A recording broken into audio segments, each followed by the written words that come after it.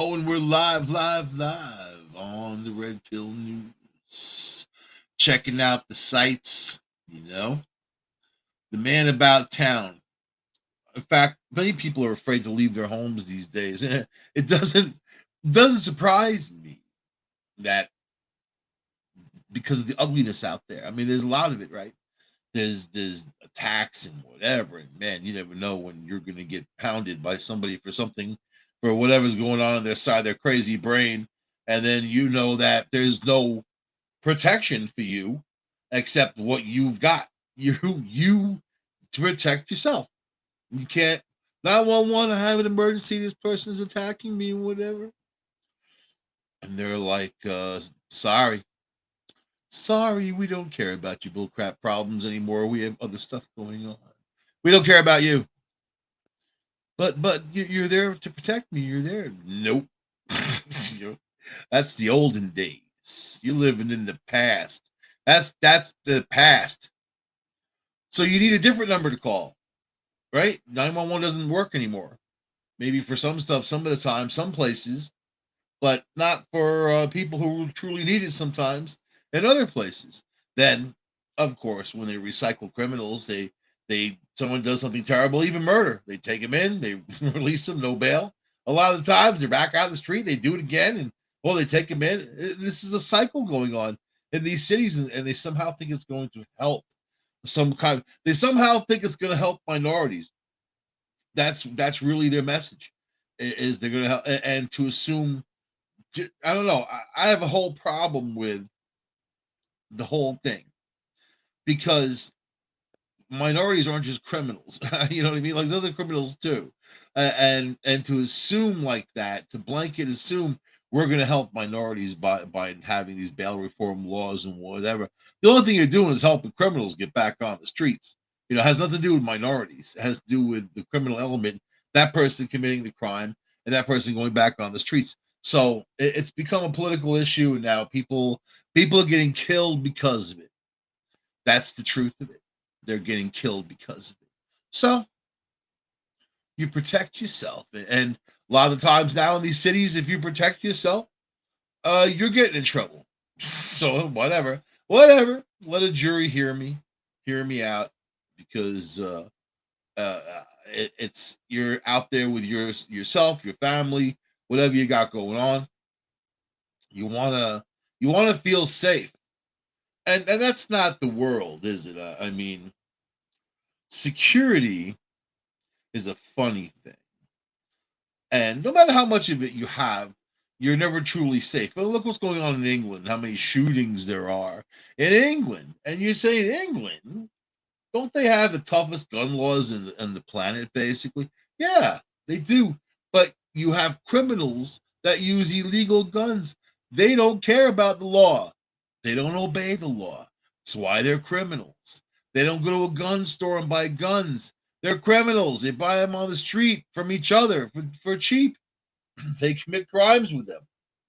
So I love how they slam their fist down. This poor little girl, 9 years old. There's just a family sitting in their home, like watching TV, hanging out, whatever.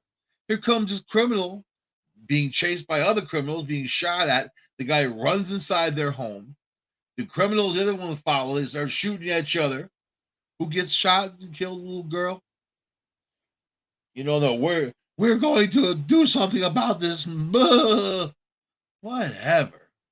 I don't want to hear we're gonna. I never want to hear we're gonna. I want to hear this is what we just did. Now we're gonna. We're gonna put a committee together and figure this out. Oh. Yeah, while you're screwing around with committees, while you're trying to figure out that criminals belong in jail and not on the streets, and that people who are mentally ill belong in institutions and not on the streets, then you'll start understanding how to have some kind of a clearing out of the crime that's going on there and on the wrongdoings going out there. Oh, this guy wigs out because he's mentally ill and stabs 9 people, and then he's in and out. Really? Really? So that's what we've got. And you guys want to be safe. Even if you have an Uzi in your trunk, and I used to. You still don't feel 100% safe because anything can happen. You know, I was really getting heavily into martial arts, right? In my life when I was a kid, and I met this dude. He was crazy guy in town. He was a crazy dude, crazy Tommy, everybody called him. But he was misunderstood. You know, he was very how shall we say, outgoing. Yeah. And I see him. He was my friend's older brother, this other dude I was in kindergarten with. So this so I mean the guy knew that, and I would see him in town. I always talk to him. You have to talk to crazy people for a limited time. If you brunt them, they can chase after you and whatever, man. So you have to kind of, you know what? It's a delicate dance. I call it the immigrant conversation. You know, when someone really doesn't speak English, and you kind of just put out some general stuff and keep it short and go. I gotta leave. I gotta go to the bathroom. See you later. Oh, so there's an urgency in my bladder. I gotta go. Literally. So, but crazy. But the dude said that anybody can. The crazy Tommy told me this. Anyone can attack you at any time. So, of course, you take advice from someone like that. Anyone can attack you at any time. If the best trained person, the most, I mean, you got black belts up your ass and whatever, man. Anyone, you know, you can be armed, have 6 guns, and you're walking around like RoboCop. Anyone can attack you at any time, and you have to take that into consideration. So then it comes down to the person who is ultimately aware. And you're having people all around you. You know what's behind you and in front of you. You know, you walk into a bodega in the city, you take your life in your hands. You know, that those places are active crime wise. You know what I mean? I go to those places. They're you get the sense it's a dangerous place. Escape from New York, you're waiting to see Snake Plissken walk through the door and get a pack of cigarettes. And you're thinking, what am I doing here? And you know, when criminals, they rob everybody. They'll come in. So then you gotta fight them. You're looking around for stuff to use to hit them with, unless you're packing. You know, they got the guns. You're just sitting there with your Twinkies in your hand, maybe a Yoo-hoo, waiting for to get killed over it. So that's the world. The only places that you can go and truly feel safe are the businesses that are owned by drug dealers or the police or politicians or whatever, because they keep them safe. Those places, they don't want any trouble. Once you're off the block, they don't care. But right there, when you're in their place, it's respect, right?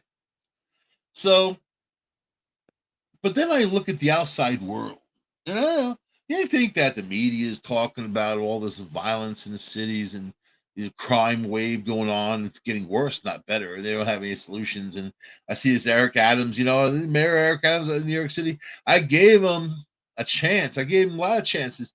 Now I just see a guy who really is drunk on the megalomania, the glitz and the glamour. He's always going to these galas now and these parties with wealthy people and whatever. That's his life.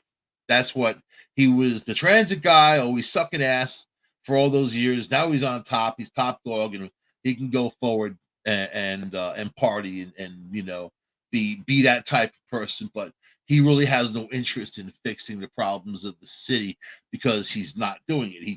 He's just named. You know what? He's pointing fingers at the justice system and nothing about himself. So, but if you want to solve a problem, you got to go to the root of the problem. To go into the root of the problem is to ask a lot of goddamn questions and get answers from communities that don't want to give you any answers. It's like the movie Do the Right Thing. I reference it sometimes because it's one of my favorite hot out movies. It's 95 degrees outside. You know, if you watch the movie, you know what I'm talking about. And you order a pizza And then the guy delivering it, yeah, you gotta be, hey, what's up, Mookie? They're like, what? What? Did you just call me? Hey. And if you know the movie, if you know Spike Lee, and this is a huge problem in the black community, Spike Lee, right? I like the guy. I love his artful eye. I love, when you're watching Do the Right Thing, it's to me, yeah, he has all of his messages in there, which a lot of them are misguided because it robs the community of the responsibility of the individual and then puts it on an entire system across the board, and at the same time chastises the police. But then in the movie, all right, I'll get to this, right? So the movie Do the Right Thing, there is no black on black crime in that movie. There is no crime in that movie. This is a notorious neighborhood, Bedford-Stuyvesant, New York, where there's crime all the time. When that movie was made, there was crime there all the time. Shootings, stabbings, rape, drug deaths, all kinds of stuff all the time.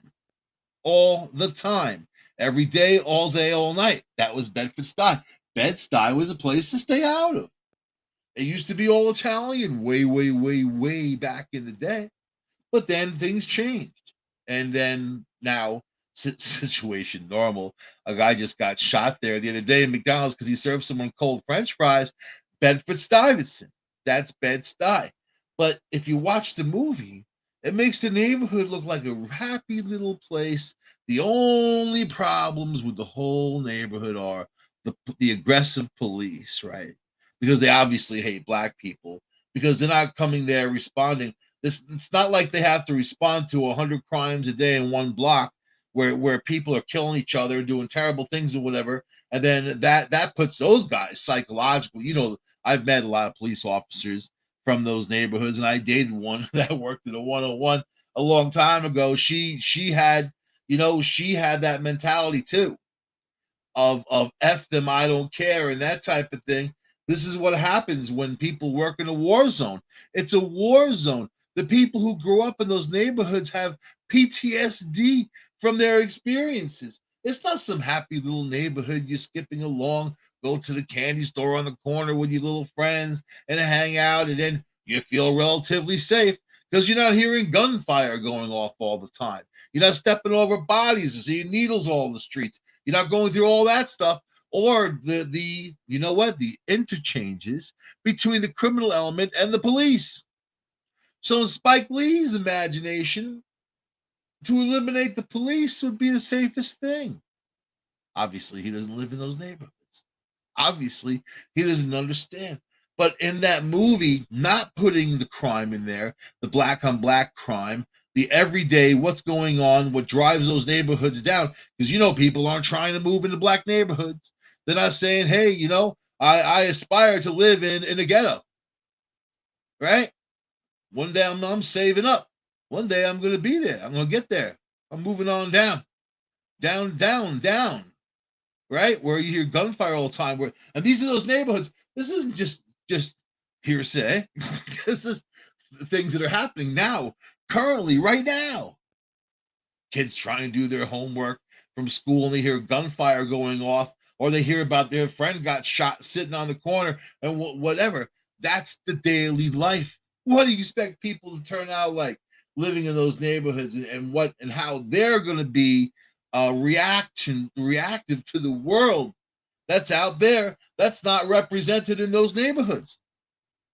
Like those little nice furry neighborhoods where you don't have to worry about that stuff, where people walk out 9, 10, 11 o'clock at night and feel relatively safe.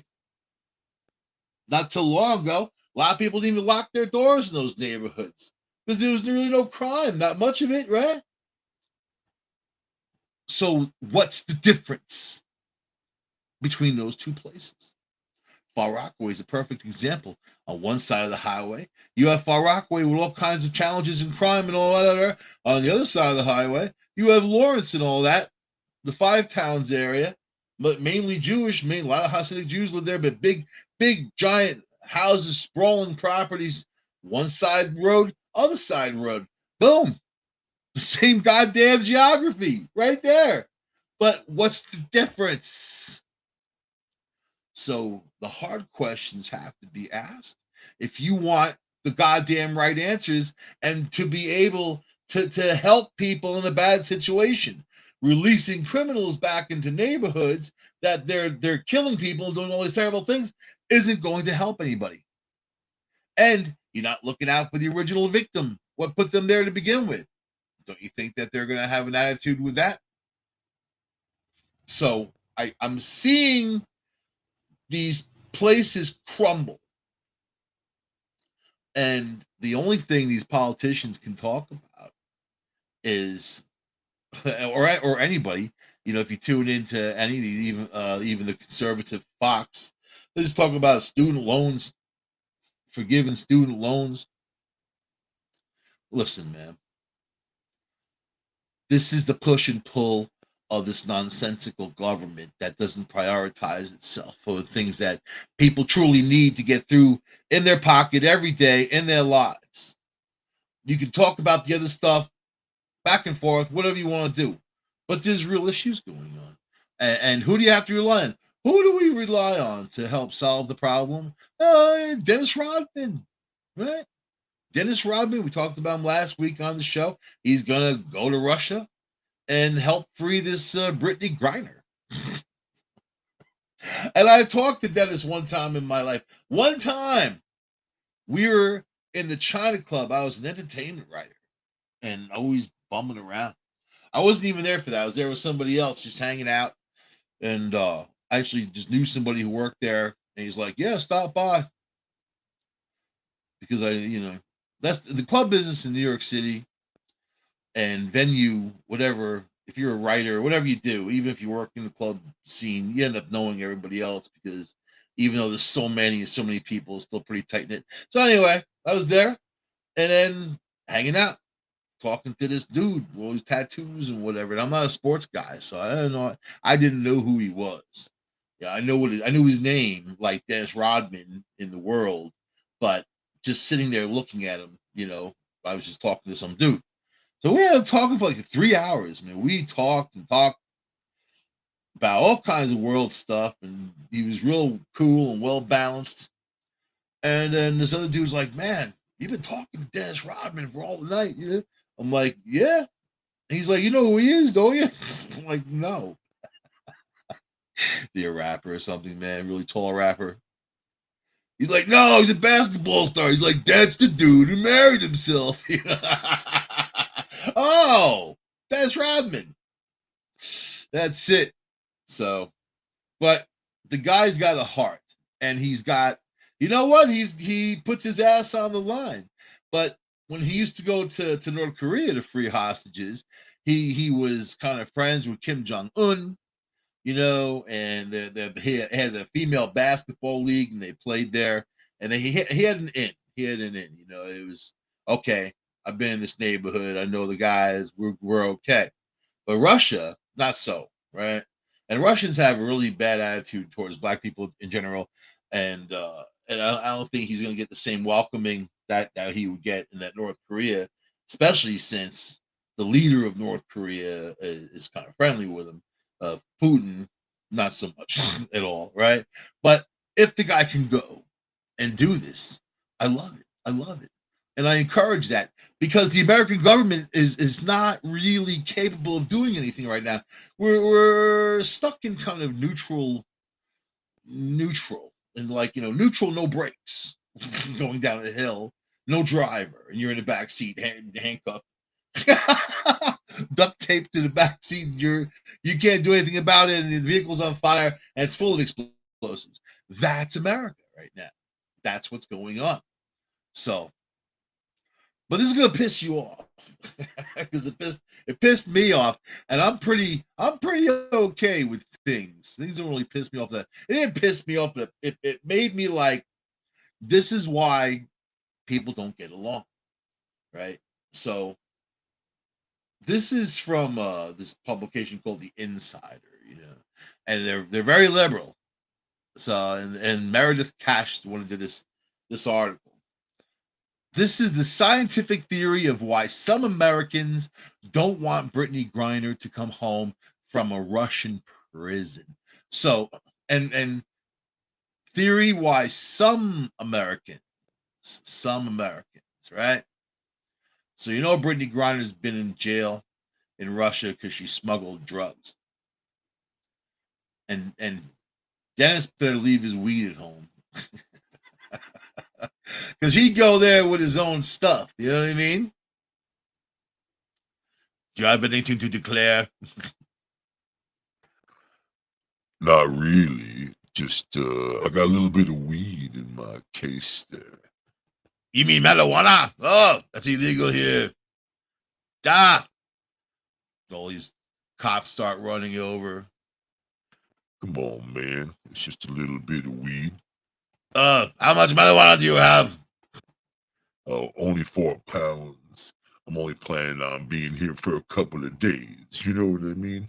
And I didn't want to run out, so I brought 4 pounds. Just 4 pounds. Not much. Not much. 4 pounds. Smuggling you.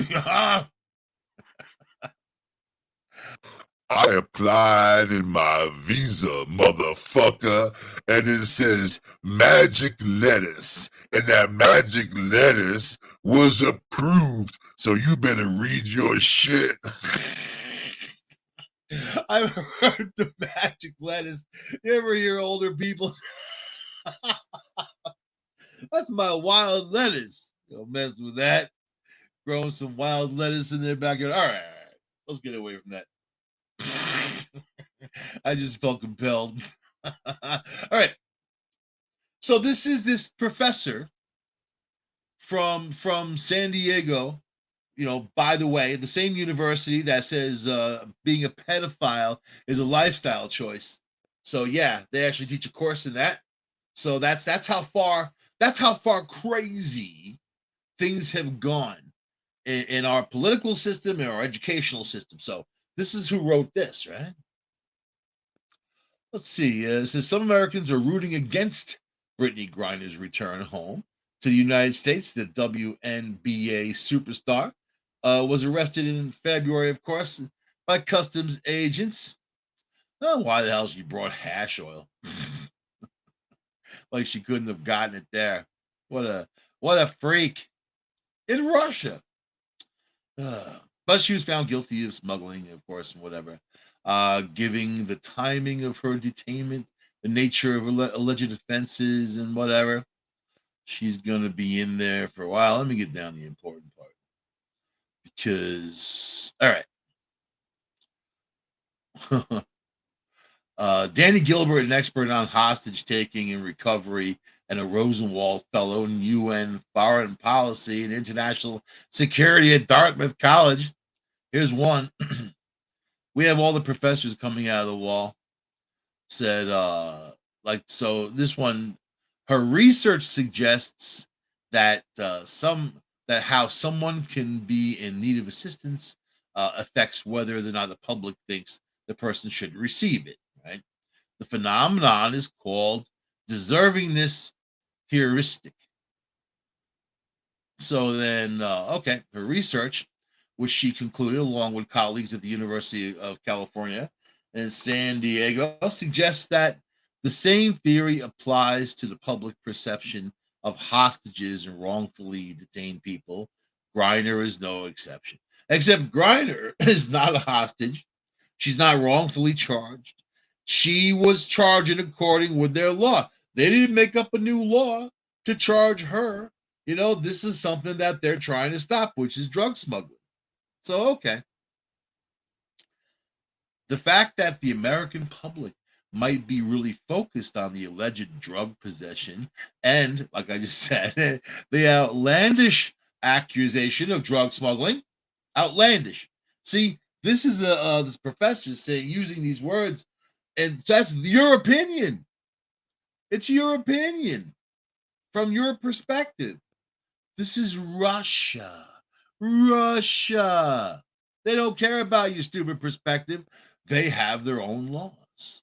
Outlandish. All right. The outlandish accusation of drug smuggling might make the American public less willing to pay attention to the case. No, people have been paying attention. They're all really outspoken. In fact, I'm the one saying, let her do the time, let her do this or whatever. She deserved this, And then last week, I buckled a bit, saying, you know what? I really don't want an American, and it's solely because it's America, which is funny because she's so anti-American. I don't want to see one of our own people in goddamn Russia, and nothing good's going to happen to her there. Put it that. You know what I mean? In fact, all the evils of the world, all the bad you can think of, will happen. And that's for the hash oil, even if it's Russia, whatever, that goes beyond the crime, and that becomes a whole new problem and whole new ball game, to put it in her terms. All right. But that's just me. other people are still like, let her stay there. Huh. She said it's unfortunate. It's unfortunately quite predictable that Americans respond this way, right? Gilbert further explained that personal characteristics could have an effect on the way the public regards Griner's situation, though gender tends to be less influential in how the American public and how the media care about sympathize with, pay attention to Americans who are held abroad, than some other factors. Race is a huge deal here. So already you know what this person's going to say. That Americans aren't supporting her because she's black, because she's a lesbian, because she's a female black lesbian, female, blah, blah, blah, blah, blah. And you're all a bunch of racists. You hate women. You hate everything. This is a professor who's so much better than you, right? Who knows more than you, who's in your life every day, who knows your opinions and everything about you and what's shaped in your experiences, what forms your opinions. They know all that. So they're going to make a blanket statement that you're all just a bunch of racist deplorables, right? This concept is aptly called the missing white woman syndrome. By the way, I have a lot of friends who are black and they think she should stay there too. Black people are the most critical, especially of other black people, because the ones who just if you are a part of a group and there's people in that group that are committing a lot of crimes. I mean, there's 12% of black people in the U.S. They commit 54% of the crimes. If you're in that group and you're the one working hard, you're the one raising your family, you're the one doing your thing, and then other people are messing up, then other people are getting an idea of if they're black, they're no good and whatever, because that's the way it was in America for a long time. And then people in the 70s, 80s were afraid of black people. They're afraid. They didn't want to be victimized. They see them coming, they're afraid. And then it was whole campaign that black people aren't bad and whatever and all this other stuff. So, and now look at the crime again. Look at all this other stuff going on right now. This is where we're at again. So then this woman, here comes this white professor who just throws all this stuff at people. All right. The white girl syndrome. A white girl or a white woman who is taken captive or arrested or something that elicits tons of sympathy from the American public in that way. The women of girls of color do not, she explained. Gilbert believed that the fact that Griner is black could be a huge part of the lack of attention to her case. So, lack of attention to her case.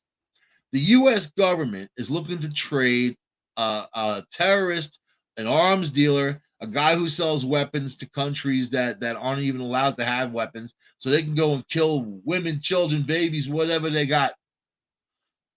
Trading this woman for that guy. If that was me sitting there for some hash oil, the government wouldn't be trading anything for me. They'd be like, well, you screwed up, you're there. You messed up. You see you later. I'll see you in 10 years. Whether I was singing the anthem or not, they would have me out the door, right? They won't care.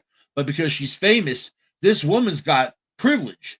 She's got black privilege. She has lesbian privilege. She has female privilege. And on top of that, she has financial privilege because she's wealthy. She's worth millions of dollars. Don't forget that Griner has millions of dollars. She makes money that you'll only dream of for playing basketball. right? They want to call you racist because people don't want to support her. So if you don't support her, you're a racist. Doesn't matter the crime. Doesn't matter if she was white with blonde hair, blue eyes, whatever, and big boobs. I still wouldn't support her. I wouldn't support her no matter what. She committed a crime. It's not my business. It's something that she did. I can't undo something this woman did, right? Griner's beliefs may also play a role in her perceived deservingness of spending 9 years in a Russian penal colony. Though she's not, that's the average time that people who commit a crime like that get. It's not like they've dealing with this for the first time, right? Though she's not particularly political. Now check that out. This is this professor talking. Though she's not particularly political, right? And you know that Griner is. You know that she organized the whole thing about not singing, the national anthem and before the games and the whole bit, taking the knee, doing that whole thing, speaking out against America, how much she hated America, blah blah blah blah blah. Right? She's got shit for brains. She got shit for brains. If you ever listen to her talk for any length of time, her only talent is playing basketball. And after that's over, after her knees go, maybe picking fruit at an apple farm, but something real tall that nobody has to listen to her political cues because she doesn't have any. Right? She smuggled drugs into Russia. She's a basketball player, and she got caught. That's what that was. Not political. It's not because she's black. Not because she's a woman. Not because she's lesbian. Because she's an idiot. Because she got shit for brains. She's in prison because she has shit for brains. So understand that about her. So, okay. Though she's not particularly political, having cast her first vote ever during the 2020 presidential election, the first time she ever voted. She's saying don't sing the anthem, but she didn't vote. She's received serious criticism for her views. You mean her political views, even though she's not political, on the national anthem. I honestly feel we should not play the national anthem during our season. I think we should take that much of a stand, Griner told the Arizona Republic in July of 2020. When many athletes, she got a voice like a dude about. When many athletes knelt or stayed off the court when the anthem played in order to protest the police brutality and honor Black Americans who were killed by police, including the incredible criminal George Floyd and Breonna Taylor. I don't mean that at any disrespect to our country, but my dad was in Vietnam and a law officer for 30 years. I wanted to be a cop before basketball. I do have pride for my country. So you see, she does have some kind of pride. They wouldn't let her be a basketball. She's like 7'1" or something. Really tall ass cop coming running at you. Hey, Hey, get back here. Oh my God, that giant tree is running after me. ah. So you honor your father. You honor your father who fought in Vietnam. You honor he's a law enforcement officer. You don't smuggle drugs into Russia. It's stupid. Get shit for brains. Throwing that out there. I don't mean to be disrespectful to our country, but you're telling people to stay off the court when they're playing the anthem. And how she's ashamed to be an American. Really? She's not ashamed now since she's asking for help. Let's see. Some say Griner is unpatriotic. Gilbert mentioned in Facebook comments that she saw, basically said, "If you hate the United States so much, how does it feel now?" That's right. Because people are pissed off. People see somebody who's overprivileged, and especially now, you've got the whole goddamn State Department arguing your case, making some kind of deal, and you have Dennis Rodman on the way. And you have that, right? But to say that the people that think that she should pay the price for her shit for brain status are racist or hate women or against lesbians. It has nothing to do with it. That's the same thing about the whole minorities and bail reform. It has nothing to do with it. They're criminals. You put them in their place. If they're hurting other people, they're out there, maybe some hash oil. Here in the United States, nobody would care. Most places, it's legal, right?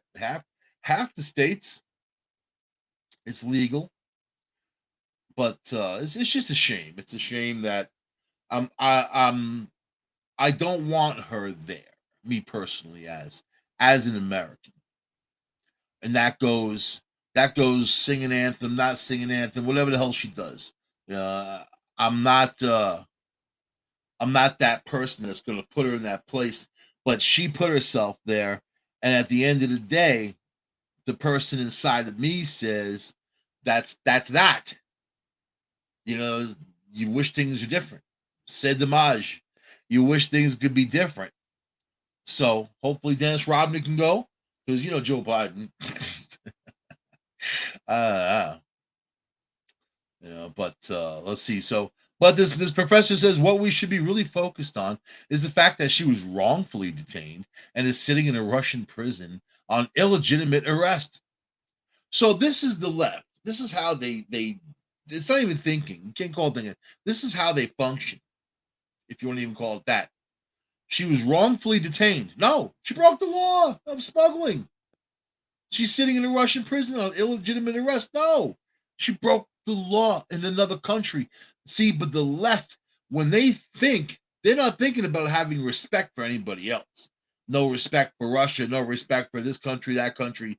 That automatically, when you go in there, you can do whatever you want to do, and then have no retribution, no nothing. You break their laws and whatever because the laws are stupid anyway, right?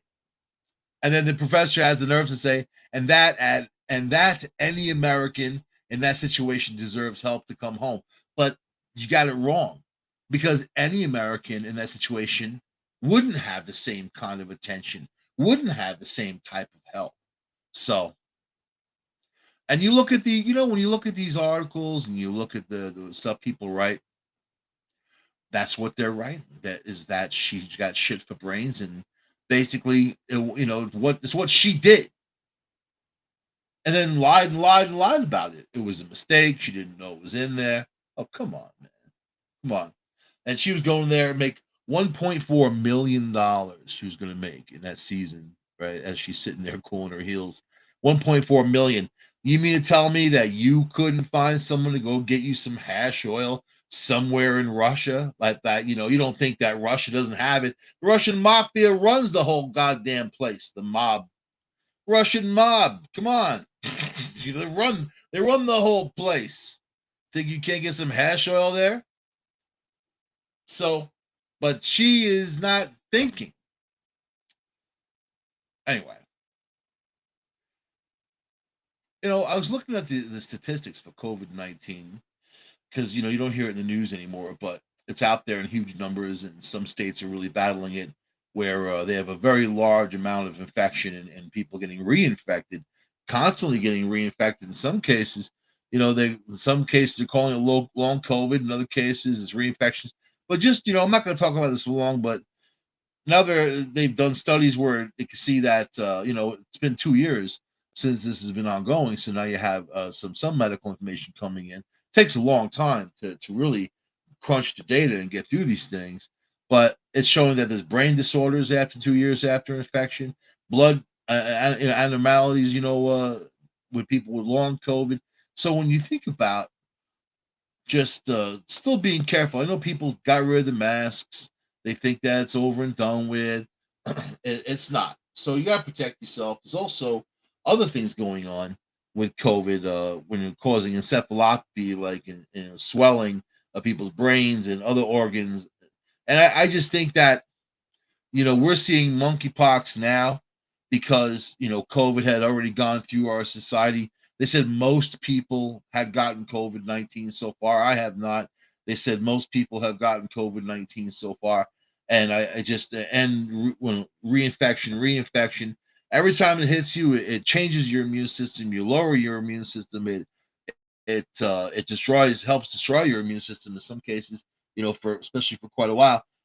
All that, and now you have this monkeypox going through, and now of course it started off in the gay population, man to man, whatever, and then now you're seeing it, of course, there's bisexuals, so they spread it. These guys go home to their wives after they've been with their dude or whatever, or girlfriends, and they spread it to somebody else, and this person, now kids are starting to get it. So that's the deal. The deal is that if you listen to the show, I've talked about in the past that I suspected with COVID going around and around and around without it being eradicated was just going to lower people's immune system and other things like monkeypox, like Legionnaire's disease, other things that we're starting to see come out and affect people, and not even, I mean, affect people in a very negative way and also long term. So it behooves you to protect yourself. That's all I'm saying. All I'm saying. You want to wear a mask around people, whatever. If you're around people close, if they're hanging out with you, yeah, you should wear a mask. I mean, especially now, you can look at Johns Hopkins or the Mayo Clinic, and they have these sites where they show where the outbreaks are and how big they are and how devastating, and people still dying. But the media doesn't want to talk about it because there's a political thing going on with these Democrats where they don't want to talk about it. They it's a failure to them. They thought they were going to scoot in office. It was going to be done. They can claim victory, and then squelch everybody out. But it didn't happen like that. They cut funding for testing. They cut funding for vaccines. They cut funding for contact tracing and things like that. So, and then they're running away. Anyway, I want to talk about Sylvester Stallone. He's the man. I don't even like Sylvester Stallone. You know what I don't like about him? Him. Like, I don't get the whole. I'm not a sports guy.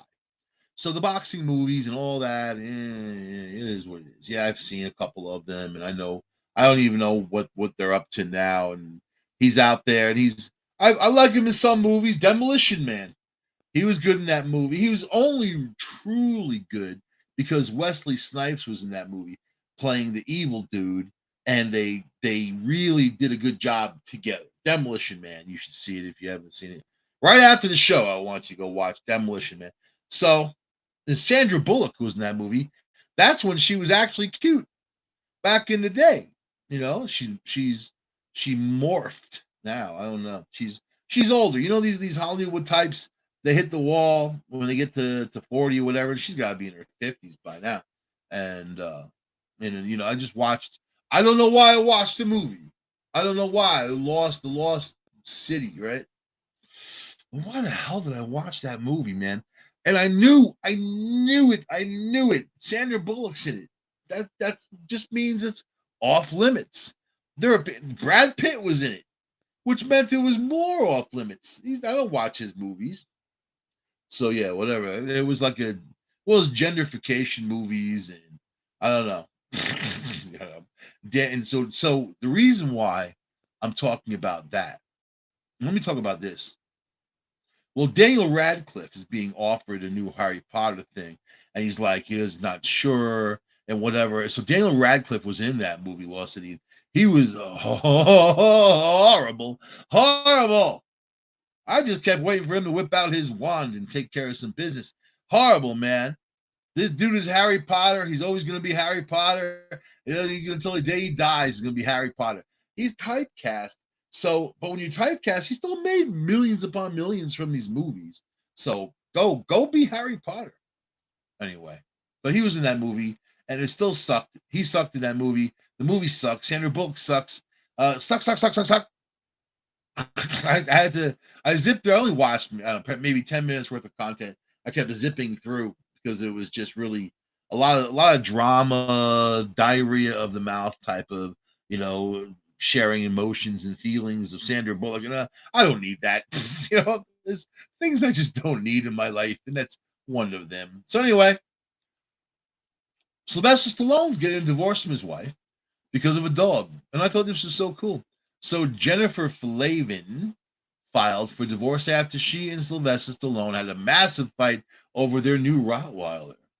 Stallone, 76 years old, looking good for 76, right? He is, I think. Apparently wanted the pooch, whose name is Dwight, for protection for their family. However, Flavin protection, Sylvester Stallone, he probably has security systems up the yin yang. Flavin wasn't on board with adding another dog to the family. Instead of compromising, they fiercely stuck to their positions.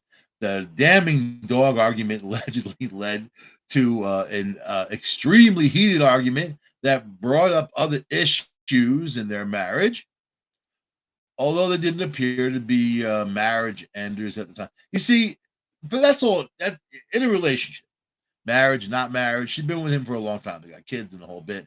Whatever the relationship is, there is going to be an end, and Chris Rock says, however long you've been going out with someone, you've been breaking up half that time, right? I love that. Love it. And then someone smacked him. And someone smacked him.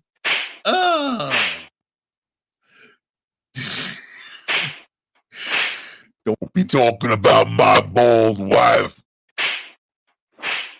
Better if he smacked him twice, but what a crazy world we live in. Entertaining though. That one smack made that whole award's worth watching. So put it that way. All right. Both Flavin 54 and he's in his 70s, she's in her 50s. She was some kind of model at one time, and 54, she's there. Right? Let's see.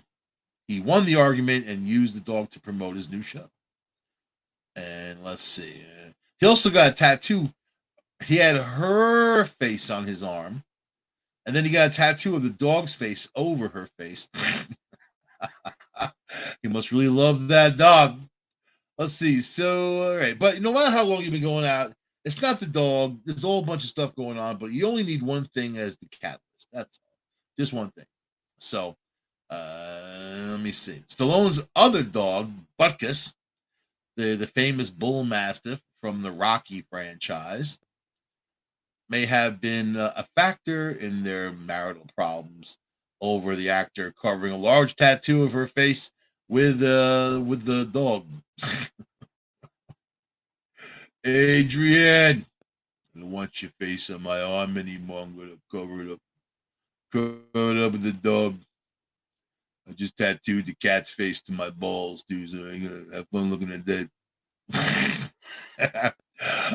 Flavin filed for divorce to dissolve their 25-year marriage in Palm Beach County, Florida, where all the rich bitches live. Some of them anyway. In the court documents obtained by Page 6, the former model claimed their union is irrevocably broken, and Flavin also alleged that her husband has engaged in the intentional dissipation, depletion, and or waste of marital assets. Ouch! She want the money. She want the money. Give me the money. Where's the money? That's what they say. That's the divorce. I just divorced a rich man. Give me the money. I love my family. Here we go.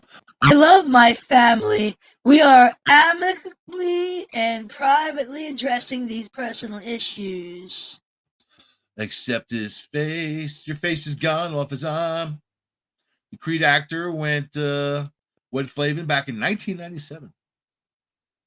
Before the Y2K disaster destroyed the world, and everybody out there is all part of a matrix system now. You just don't know it. After they met in a restaurant.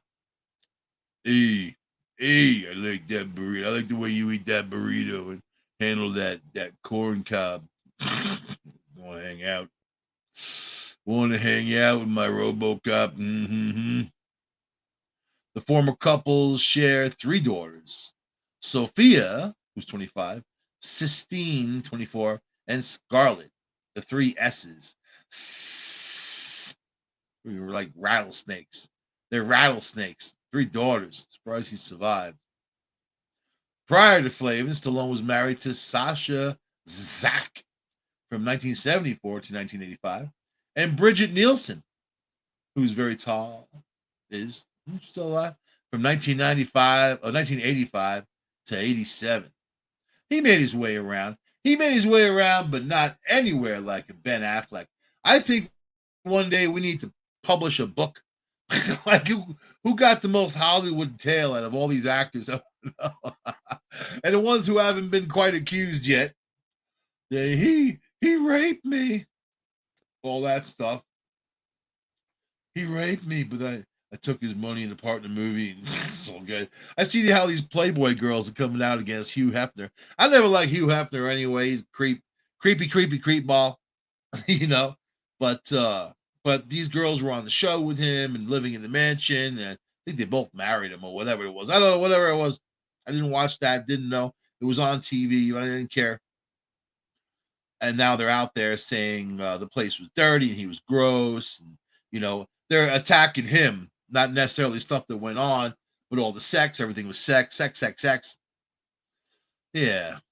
It's made me realize my life sucks. You know, mansion, all these girls, even though, you know what? You're still doing well, even if they're bitching about you after all these years. The guy's dead or colder than Haagen-Dazs. And then these people are like, oh, Hugh Hefner, still screaming about him. So whatever. I'd be like, that's right. I'm gonna slap some ass now on my way out of town. Woo, Hugh's got it. I got my hearse with my U-Haul behind it. Got my gold, got my bitches. I see you guys later. Oh my God. I'll see you guys later on this here show, the Red Pill News. Thank you for tuning in, y'all. Have a beautiful night. So long, but not goodbye.